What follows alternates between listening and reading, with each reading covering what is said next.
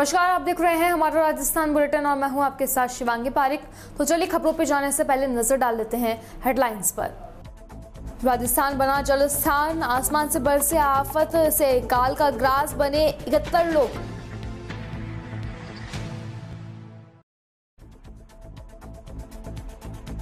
भारी बारिश से फसल की हालत बहुत ज्यादा खराब, फसल का मुआवजा दिए जाने के लिए किया गया आवेदन। दिन दिहाड़े 2 दुकानों के गले से निकाले 28,000 रुपए, चोरी करते चोर कैमरे में हुए कैद।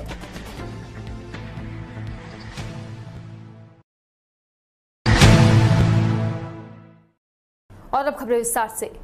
आपदा के नाम पर प्रतिवर्ष करोड़ों रुपए खर्च होने के बावजूद राजस्थान में हो रही बारिश ने आपदा प्रशासन की एक बार फिर से परीक्षा ली और रिजल्ट हर बार की तरह फेल हुआ। सरकारी तंत्र की नाकामी के बाद में अब मंत्रियों और विधायकों ने अपने अपने क्षेत्रों में पानी में उतरकर मोर्चा संभाल रखा है। इसी सरकारी तंत्र की लापरवाही के कारण अब तक 71 लोगों की जान जा चुकी है। मॉनसून ने पूर्व प्रशासन हर साल अनेक बैठक आयोजित कर बिगड़े हालातों से निपटने के लिए तैयारी का दावा जरूर करता है, लेकिन यह दावा हर साल थोथा साबित होता है। जलस्थान बन चुके राजस्थान में सरकारी इंतजाम बह चुके हैं। बारिश और ओवरफ्लो बांधों से पानी छोड़ने के बाद में गांव भी टापू बन गए हैं, बस्तियां डूब गई है, कई रास्तों से संपर्क भी टूट चुका है। रेलवे लाइन से लेकर अंडरपास और हाईवे पूरी तरीके से पानी में डूबे हुए हैं। चारों तरफ सिर्फ पानी ही पानी नजर आने लगा है। खबर झालावाड़ के पिड़ावा से है, जहां कल रात से हो रही बारिश के कारण आसपास के सभी नाले और नदी उफान पर चल रहे हैं। वहीं पर रात से सुबह तक 3 इंच से ज्यादा बरसात हुई है।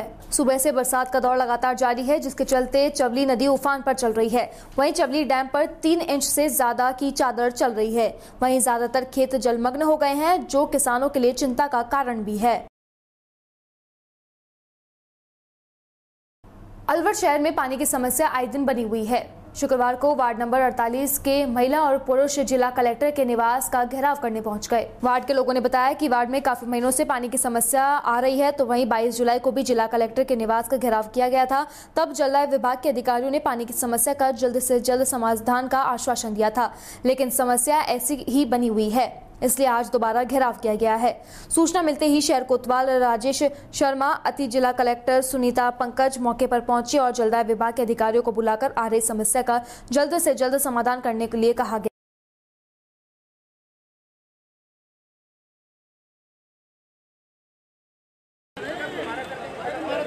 जो वार्ड पार्षद अजय पुनिया जी है, उनकी पानी से लेकर जो समस्याएं थी, विशेषकर 5 गलियों में उनका एक तो इशू था कि जो चॉकिंग जो है उनको खुलवाने का एक इशू था। इसके अलावा एक मुख्य गली के अंदर नई लाइन बिछवाने का है, और जो वाटर टैंक है उनका समय अवधि को बढ़ाने की उनकी मांग थी, और एक जो ट्यूबवेल के संबंध में जयपुर प्रपोजल भिजवाने का था। उनकी सभी जो मांगे हैं उनको मान लिया गया है, और ये एश्योर किया है कि शाम तक जो है सभी काम चालू कर दिए जाएंगे और जो प्रपोजल है वो जयपुर भेज दिया जाएगा। अभी वो आमरण अनशन पर बैठे हुए हैं, तो उनको मतलब बैठे रहेंगे या नहीं? बैठे नहीं रहेंगे। अभी उनकी जो हमारे मेरे और पुनिया जी और जो जलदाय विभाग के बीच में जो बात हुई है, उनको जो रिटर्न में लेके उनको एक बार दे दिया जाएगा, उसके बाद वो अपना आमरण अनशन तोड़ देंगे। आप अभी आए हैं, विगत दिनों भी इतने देखो जी, पिछले 8 महीने से तो हम आश्वासन ही ले रहे हैं, और पिछले 5 दिनों में पहली बार कल शाम को जो हमारे पास में अधिकारी आए हैं, और उसमें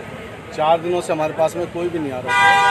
कल शाम को अलवर के पूर्व सांसद केंद्रीय मंत्री और जितेंद्र सिंह जी का फ़ोन आया था। उसके बाद से हमारे पास में अधिकारी आए। परसों हमारे वर्तमान सांसद बालकनाथ जी भी रात को आए थे, तो उन्होंने भी हमसे ट्यूबवेल की कही थी। मतलब मेरे कहने का मतलब है कि आम जनता के नाते, एक जनप्रतिनिधि होने के नाते हमारे पास में न तो जलदाय विभाग के लोग आए और न ही कोई और अफसरान आए। कल शाम को जब से फ़ोन आया उनका, और परसों रात को जब से एमपी महोदय मिले, उसके बाद से कल शाम को 4 बजे के बाद में हमारे पास में एसडीएम साहब और जिला विभाग के लोग 4 दिन बाद में आए। तो जिन लोगों ने भी हमारे इस आंदोलन के लिए, हित के लिए प्रयास किया, हम उनका धन्यवाद देते हैं। दूसरा जो विषय था हमारा काम करने के बाद, तो हम 8 महीने से लड़ाई लड़ रहे हैं। आज स्थिति ये होगी कि हम धरने पर बैठे, हमारी बैंक कॉलोनी की जो टंकी है उसको भरने का तो इन्होंने छोड़ दिया। उसके अलावा हमको आपस में टकराने के लिए एक वाल आज खुलेगा, एक कल खुलेगा। आज खुलेगा जिसमें भी 15 मिनट पानी आएगा, और कल खुलेगा उसमें भी 15 मिनट पानी आएगा, और दोनों के खुलेगा तो भी 15 मिनट आएगा, तो भैया उससे फ़ायदा क्या? मान लो एक साइड आज करें उसमें 1 घंटे पानी आवे, कल दूसरे में 1 घंटे पानी आए तो खाए, जब दोनों में 15 मिनट आए तो रोज़ ही खोलो उनको। ये एक विषय। दूसरा, हमारी जो मांगे थी, इन्होंने 7 दिन का हमसे कहा है कि हम आज से कल से काम शुरू करवा देंगे, जो छोटी मांगे थी। ट्यूबवेल का इन्होंने 22 तारीख को, आप सब मीडिया के लोग, लोकतंत्र के चौथे स्तंभ आपके सामने हुआ था, 22 तारीख को इन्होंने प्रपोजल बनाने की भेजने की थी। टिल टुडे आज तक नहीं भेजा। हमने अभी भी कहा एडीएम साहिबा से, क्योंकि अलवर की बेटी है, अलवर की बहू है और अलवर में ही पढ़ी है, तो हमने उसकी बात को भी गंभीरता से लिया। अब हमारे पास तो और चारा भी क्या है भैया, आज 5 दिन हो गए और बैठे रहेंगे हम तो धरने पे। लेकिन उन्होंने कहा कि ये मेरी व्यक्तिगत जिम्मेदारी में अलवर की बेटी और बहू हूँ, तो मैं बात करके रिटर्न में आपको लाऊंगा। अब वो रिटर्न में ला के आज अगर उसको भेज देते हैं और इन आश्वासनों को लाते हैं तो उसके बाद में बस्ती तय करेगी। मेरा तो कोई निर्णय है नहीं, बस्ती ने बैठने को कहा, आप लोगों के सामने तय हुआ था, तो मैं वहाँ बैठूंगा, ये रिटर्न में देंगे, उसके बाद में क्या तय होता है वो आप लोगों को बताएं। सीधा सा सवाल है, जिला प्रशासन के अधिकारी आपको आश्वासन दे रहे हैं, वहीं जलदाय विभाग के कर्मचारी नदारद हो जाते हैं, फ़ोन नहीं उठाते, क्या कहेंगे इस बार? नहीं, उसमें तो मैं आपसे निवेदन करूं कि 4 दिन से कोई भी नहीं आया। कल मैं धरना स्थल पर मेरे नगर परिषद के 5-6 जो है वो बैठे थे, 7-8 पार्षद बैठे थे, दलगत राजनीति से ऊपर उठकर। उपसभापति महोदय भी बैठे थे, अजय मेठी भी था, रमन भी था। तो उस समय ये जलदाय विभाग के लोग अचानक आए, मैंने माणा मंगवाई, मैंने भाई जल्दी करो, पानी तो नहीं आया, जलदाय विभाग तो आ गया 4 दिन बाद में। तो जब उनका स्वागत किया तो जैसा रमन जी को उसने कहा, साहब 4 बजे तक हमको अलग निर्देश थे, 4 बजे बाद अलग निर्देश है। अब वो कौन व्यक्ति है? झालावाड़ के पिड़ावा के आसपास के ज्यादातर क्षेत्रों में भारी बारिश से फसलों की खराब हालत हो चुकी है, तो वहीं फसलें पूरी तरीके से खराब हो गई है। ज्यादातर खेतों में पानी भर गया है और फसलें पानी में जलमग्न हो गई है। वहीं जबलेन गांव में भी सोयाबीन की फसल खराब होने लग गई है, उसमें पीलिया रोग होने लग गया है। वहीं किसान भी बहुत ज्यादा ही परेशान होने लग गए हैं। इसलिए कृपाल सिंह जलबे ने कहा कि फसल खराब का सर्वे कराकर फसल का मुआवजा दिया जाए, ये निवेदन प्रशासन से किया गया है।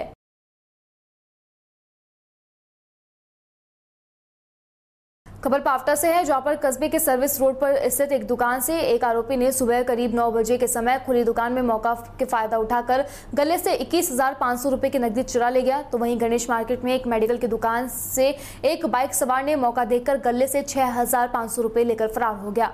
वहीं दोनों घटना में आरोपी की चोरी करते हुए घटना का सीसीटीवी कैमरे में कैद हो गई है। वह फुटेज से उनकी पहचान करने की कोशिश की जा रही है। वहीं जानकारी के अनुसार अशोक मंगल निवासी पावटा, जिनके कस्बे के सर्विस रोड पर जनरल सामान की थोक की दुकान है, ने रिपोर्ट दर्ज कराई है कि एक लड़का जो 2-3 दिन से मेरे व आसपास की दुकानों पर नौकरी मांगने आता था, शुक्रवार की सुबह 9 बजे के करीब मेरी दुकान पर आया और वह मौका पाकर दुकान के गले से 21,500 रुपए लेकर फरार हो गया। वहीं इस घटना की जानकारी पूर्व पार्षद ललित गोयल ने प्रागपुर थाने में दी है।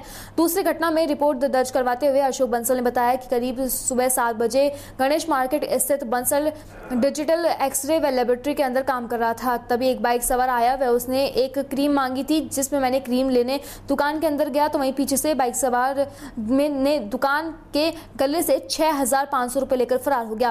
वहीं दुकान मालिक अशोक बंसल ने भागते हुए आरोपी की बाइक का नंबर भी नोट कर लिया है। वहीं दोनों घटनाओं की जानकारी मिलते ही प्रागपुर थाना प्रभारी शिव शंकर चतुर्वेदी में जाब्ते पर के साथ में पहुंचे। वह मौके का मुआयना कर बताया कि मामला दर्ज कर लिया गया है। वह टीम को आरोपियों की तलाश में लगा दिया गया है। वहीं जल्द ही आरोपियों को पकड़ने का आश्वासन भी दिया गया है। वहीं पूर्व पार्षद ललित गोयल ने दोनों मामले का जल्द से जल्द खुलासा करने की मांग की है।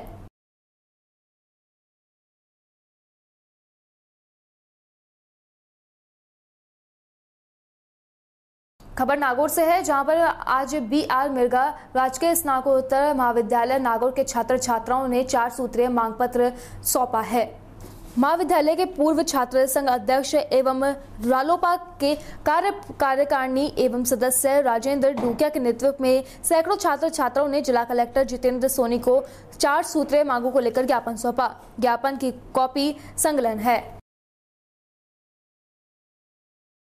खबर चूरू के बिदासर से है, जहां पर थाना पुलिस की बड़ी कार्रवाई सामने आई है, जहां पुलिस ने अवैध हथियारों सहित 6 बदमाशों को गिरफ्तार किया है। जानकारी के अनुसार गिरफ्तार बदमाश बीकानेर व सीकर जिले के रहने वाले हैं, जो बिदासर में किसी बड़ी वारदात को अंजाम देने की फिराक में थे। वह आरोपियों के कब्जे से पुलिस ने एक पिस्टल, 5 कारतूस और एक बिना नंबर की बोलेरो कैंपर बरामद की है।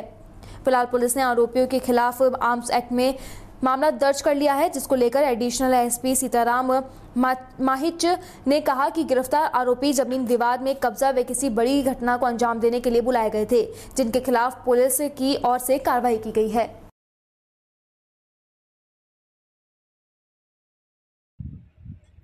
पुलिस थाना बिदासर के एएसआई सुरेंद्र सिंह में जाब्ते गश्त में थे। गश्त के दरमियान थाने के FW कांस्टेबल अशोक कुमार ने उनको सूचना दी कि बिदासर के अंदर एक बोलेरो कैंपर गाड़ी है बिना नंबर के, जिसमें 5-6 जवान लड़के बैठे हैं और इनके पास कोई हथियार हो सकता संदिग्ध टाइप के ये हैं। इस इतला पर पर्याप्त जाब्ता SHO के निर्देशन के अंदर इन व्यक्तियों को राउंड अप किया तो इनके पास एक देसी पिस्टल और 5 जिंदा कारतूस 7.65 बोर के इनके पास मिले। कैंपर में कुल 6 व्यक्ति थे। इन 6 को राउंड अप करके इनसे जब इंटरोगेशन किया तो इन्होंने बताया कि बिदासर कस्बे में एक ज़मीन का विवाद चल रहा है, जिसमें एक पक्ष कृष्णाराम है। उस कृष्णाराम ने इनको सस्ते में ज़मीन देने के लिए और ज़मीन विवादित होने के बात कहकर और दूसरे पक्ष को डराना धमकाने के लिए बुलाना आरोपियों ने स्वीकार किया है। इस ज़मीन के संबंध में यहाँ पूर्व से कार्रवाई चल रही है और पुलिस के द्वारा सतर्कता बरतते हुए एक बड़ी घटना को तुरंत इनको राउंड अप करके हथियार बरामद करके रोकथाम की गई। इस घटना में जो ज़मीन का मालिक है तथाकथित, जिसने इनको बुलाया है और दूसरे पक्ष को डराने धमकाने के लिए इनका प्रयोग किया है, उसकी भूमिका की भी जांच की जाएगी और इसमें आर्म्स एक्ट के अंतर्गत और IPC की धाराओं में अपराध दर्ज करके और अनुसंधान जारी है। जो भी दोषी होंगे उनके खिलाफ कानून सम्मत कार्रवाई। खबर चूरू के तारानगर से है, जहां पे भाजपा अल्पसंख्यक प्रकोष्ठ के जिला अध्यक्ष अख्तार खान, भाजपा गुमंत जाति प्रकोष्ठ के प्रदेश संयोजक रामधन टिटानिया का तारानगर पहुंचने पर जोरदार स्वागत किया गया। पदाधिकारियों के कार्यकर्ताओं ने माला पहनाकर एवं शॉल उड़ाकर स्वागत किया। वक्ताओं ने बताया कि भाजपा का प्रत्येक कार्यकर्ता संगठन की मजबूत कड़ी है। प्रदेश सरकार हर मोर्चे पर विफल साबित हो रही है, जिनकी जन विरोधी नीतियों को कार्यकर्ता आमजन तक पहुंचाने का कार्य करे। जिला अध्यक्ष अख्तर खान ने कहा कि कांग्रेस सरकार ने पिछले 2.5 साल से कोई कार्य नहीं किया है। कांग्रेस नेता भाजपा की पूर्ववर्ती सरकार के स्वीकृत कार्यों को दोबारा स्वीकृत करवाकर वाहवाही बटोरने का प्रयास कर रहे हैं, जो कि आमजन समझ चुका है। नगर पालिका क्षेत्र में कांग्रेस के बोर्ड के विकास कार्यों को रोकने का कार्य किया जा रहा है। आज तारानगर की विधानसभा क्षेत्र का अल्पसंख्यक मोर्चा की तरफ से हमारा दौरा था। राकेश भाई साहब, जमरदीन जी, तैयब जी, नगर अध्यक्ष जी, जो लोगों ने हमें मान सम्मान दिया है, इस मान सम्मान को हम अपने सिरमौर रखेंगे और विधानसभा तारानगर अल्पसंख्यक मजबूत बने, इस बात पर सहमति हुई है हमारी और कार्यकर्ताओं को हम मजबूती पर लेके जाएंगे। हम नगर परिषद से लेकर जो छोटी छोटी मांगे होंगी अल्पसंख्यकों की, उन मांगों के लिए हम जहां भी हमें जाना पड़ेगा उन मांगों के लिए जाएंगे। आज यहाँ के विधायक साहब सिर्फ लोगों पर FIR दर्ज करना जानते हैं, लोगों का काम करना जानते नहीं हैं। छोटी छोटी अगर उनके खिलाफ फेसबुक पे कोई कुछ लिख दे तो वो 151 की धारा के अंदर उन्हें गिरफ्तार करा देते हैं। तारानगर का हाल से बेहाल है। नगर परिषद ने नरक परिषद तारानगर को बना रखा है। जो राकेश जी भाई साहब ने जो तारानगर में काम किया था, उसी काम को वो बार बार गिना रहे हैं, बाकी कोई काम नहीं है। हम अल्पसंख्यक भाइयों से वादा करते हैं कि आपकी हर मांग हम पूरी करेंगे और हर मांग उठाएंगे। जन आंदोलन करेंगे नगर परिषद के खिलाफ। जमरदीन जी भाई साहब के साथ, राकेश जी भाई साहब के साथ हम बड़ा आंदोलन भी करेंगे अल्पसंख्यकों को लेकर। जय हिंद, जय भारत। आज तारानगर भारतीय जनता पार्टी के द्वारा जिस प्रकार से प्रदेश नेतृत्व ने घुमंतु प्रकोष्ठ की घोषणा करके पूरे राजस्थान प्रदेश में घुमंतु समुदाय में जिसकी खुशी की लहर है, तो उस नेतृत्व के निर्णय का स्वागत कर रहा है पूरा घुमंतु वर्ग।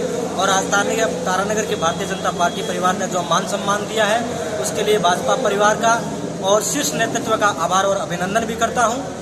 और दूसरी बात, जिस प्रकार से इस मुहिम में भारतीय जनता पार्टी का जो शीर्ष नेतृत्व विचार कर रहा है, उस मुहिम को आगे बढ़ाएंगे और निश्चित रूप से पार्टी का जनाधार बढ़ेगा। घुमंतू वर्ग में खुशी की लहर है और जनाधार बढ़ करके, और जिस प्रकार से इस कांग्रेस सरकार में विकास के नाम पे जो पहिया रुका हुआ है, उस विकास के पहिए को बढ़ाने का काम नरेंद्र मोदी जी कर रहे हैं और इस कुशासन को उखाड़ने के लिए प्रदेश नेतृत्व बराबर लगा हुआ है और हम उसी दिशा में काम करके पार्टी का विकास को आगे बढ़ाएंगे, पार्टी का जनाधार बढ़ेगा। पुनः मैं शीर्ष नेतृत्व का आभार प्रकट करता हूँ।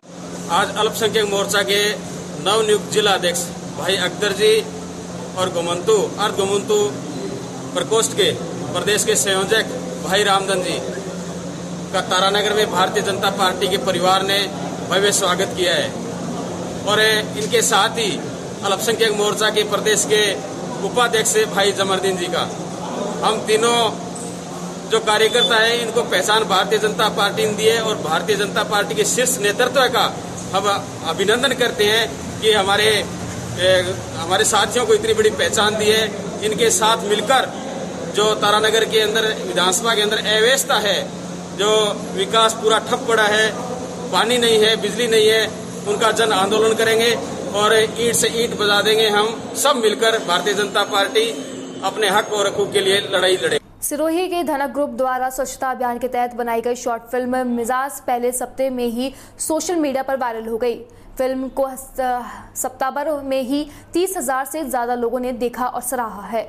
आपको बता दें कि इस फिल्म को भारत सरकार द्वारा आयोजित फिल्म प्रतियोगिता स्वच्छ फिल्मों का अमृत महोत्सव के लिए भी भेजा गया है और धनक ग्रुप की तरफ से यह उनकी आधारिक प्रविष्टि है। इस फिल्म की शूटिंग स्वरूपगंज से 6 किलोमीटर दूर अरावली की पहाड़ियों में बसे गंजालिया महादेव मंदिर के पास में की गई है। धनक ग्रुप के जितेंद्र राजपुरोहित, दीपक सिंह राजपुरोहित, चंद्रकांत चिंटू सोलंकी और राजकुमार प्रिंस राहुल रावल दीक्षित राजस्थानी सदस्य है। इस काल्पनिक फिल्म में एक वन रक्षक फॉरेस्ट गार्ड है जो कि लोगों को पहाड़ी इलाकों व मंदिर के आसपास कचरा फैलाने से रोकने पर नजर रखता है, लेकिन लोग उनकी बातों को न मानकर उन्हें नजरअंदाज करते हैं और कचरा वहीं पर फेंक के चले जाते हैं। इस बात से नाराज व दुखी होकर इन लोगों को सबक सिखाने और जागरूक करने के लिए यह योजना बनाई है और फिल्म का अंत काफी प्रेरणादायक और जागरूकता पूर्वक है।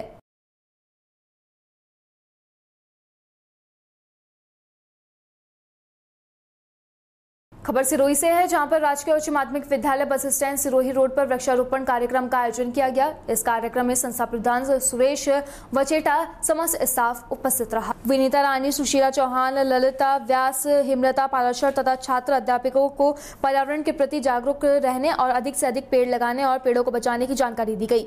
वह शाला स्टाफ द्वारा वृक्षारोपण भी किया गया।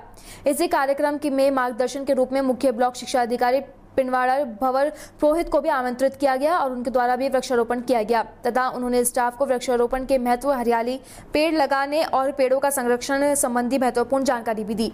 सभी को कोरोना महामारी में सुरक्षित रहने और अधिक से अधिक वैक्सीनेशन के लिए लोगों को जागरूक करने को भी कहा गया। तो वहीं कोरोना प्रोटोकॉल का पालन करते हुए जानकारी दी गई। अंत में सभी को आसपास हरियाली रखने, स्माइल 3.0 के तहत बालकों को पढ़ाने और शिक्षा से जोड़ने, स्वच्छता और कोरोना मुक्त भारत का खूबसूरत संकल्प व संदेश देते हुए मुख्य ब्लॉक शिक्षा अधिकारी ने अपनी वार्ता को समाप्त किया।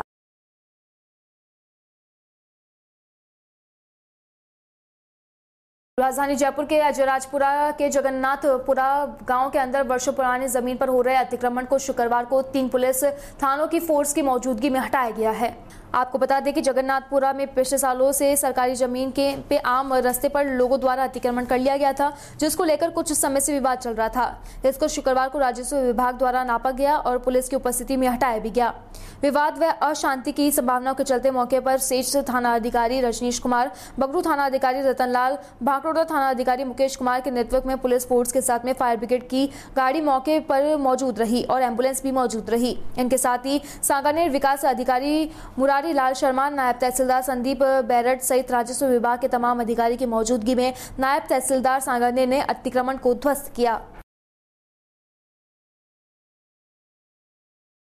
खबर श्री कोलायत से है, जहां पर उपखंड क्षेत्र के कोलायत के जजू गांव के अंदर देवकी नंदन गौ सेवा समिति के द्वारा गौशाला के लिए भूमि आवंटन की मांग को लेकर कोलायत उपखंड अधिकारी प्रदीप कुमार को ज्ञापन सौंपा गया।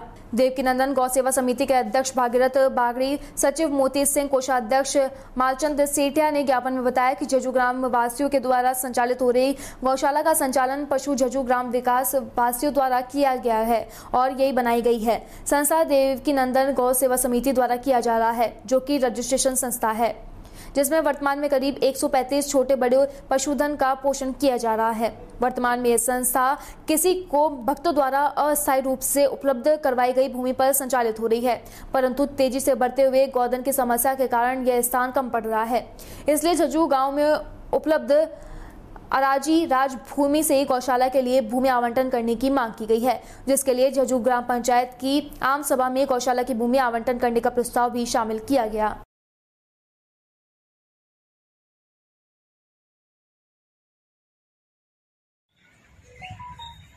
झज्जू श्री देवकीनंदन गौशाला अस्थायी रूप से एक बाड़े के अंदर संचालित की जा रही है, जहां पे लगभग 150 पशुओं की संख्या हो चुकी है अभी तक और आगामी मौसम को देखते हुए संख्या बढ़ने की संभावना है।